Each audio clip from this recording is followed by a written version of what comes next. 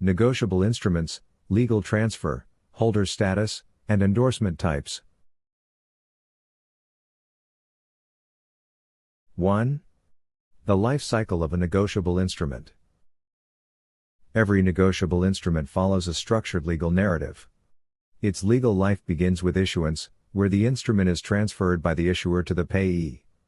It concludes upon presentment for payment to the issuer. The legal process that facilitates this transfer from one party to another is termed negotiation. When negotiation occurs, particularly with promissory notes or checks, the recipient becomes a holder and inherits all legal rights of the prior possessor.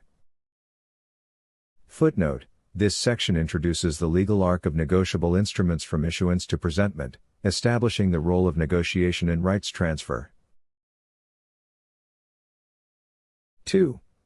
Distinguishing order and bearer instruments. Negotiable instruments fall into two legal categories: order instruments and bearer instruments. Negotiating an order instrument requires both endorsement and delivery. In contrast, bearer instruments can be negotiated by delivery alone. The endorsement, defined as the signature of the party transferring the instrument, serves to authenticate and authorize the transfer. Historically, delivery required physical handover, but electronic systems have since expanded its functional scope. Footnote: This section differentiates legal requirements for negotiating order versus bearer instruments, emphasizing the role of endorsement and delivery. 3. Blank endorsements and bearer status. A blank endorsement consists solely of a signature, without naming a specific endorsee or placing restrictions.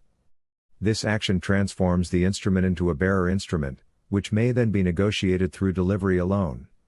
For example, when a payee signs the back of a check without further instructions, any subsequent holder by delivery alone becomes entitled to enforce it. Footnote: This section outlines how blank endorsements convert order instruments into bearer instruments, allowing negotiation through mere delivery. 4. Special endorsements and order status. A special endorsement includes a signature and the identification of a specific endorsee. This transforms or maintains the instrument as an order instrument. If originally a bearer instrument, it becomes an order instrument. If already an order instrument, it remains so. The instrument must then be further negotiated via both endorsement and delivery.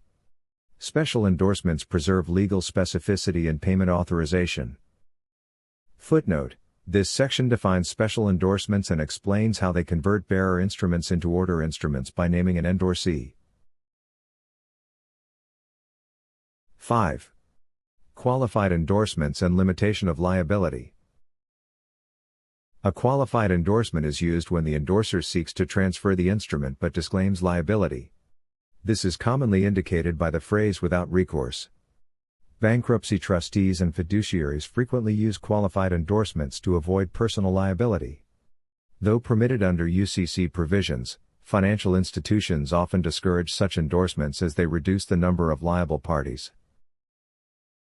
Footnote: This section introduces qualified endorsements as a means to transfer instruments without incurring endorsement liability. 6. Restrictive and conditional endorsements. Restrictive endorsements impose limitations on how the instrument may be used. For example, endorsements marked for deposit only or for mobile deposit only direct the instrument into a specific account and restrict cashing. Conditional endorsements make payment contingent upon the occurrence of a specified event but do not destroy negotiability. Financial institutions may hesitate to honor conditional instruments due to the added uncertainty. Footnote: This section explains that restrictive and conditional endorsements legally limit the instrument's use without impairing negotiability. 7. Converting between bearer and order instruments. Endorsements affect the legal nature of the instrument. A blank endorsement converts an order instrument into a bearer instrument. Conversely, a special endorsement applied to a bearer instrument reclassifies it as an order instrument. For example, a check made payable to Jesse Arnold becomes bearer paper once endorsed in blank. If the subsequent holder adds a special endorsement naming Mark Hyatt, the instrument regains order status. Further negotiation then requires endorsement and delivery. Footnote: this section illustrates how the type of endorsement dynamically alters the legal classification of the instrument. 8. Practical application and legal examination. In legal education and examination, students must recognize and analyze types of endorsements, blank, special, qualified, and restrictive, along with their implications for negotiation and liability. The negotiability and enforceability of the instrument hinge on these legal distinctions. Mastery of these classifications is essential for understanding commercial paper law under UCC Article 3. Footnote: this section emphasizes the importance of identifying and applying endorsement rules in both academic and legal practice contexts.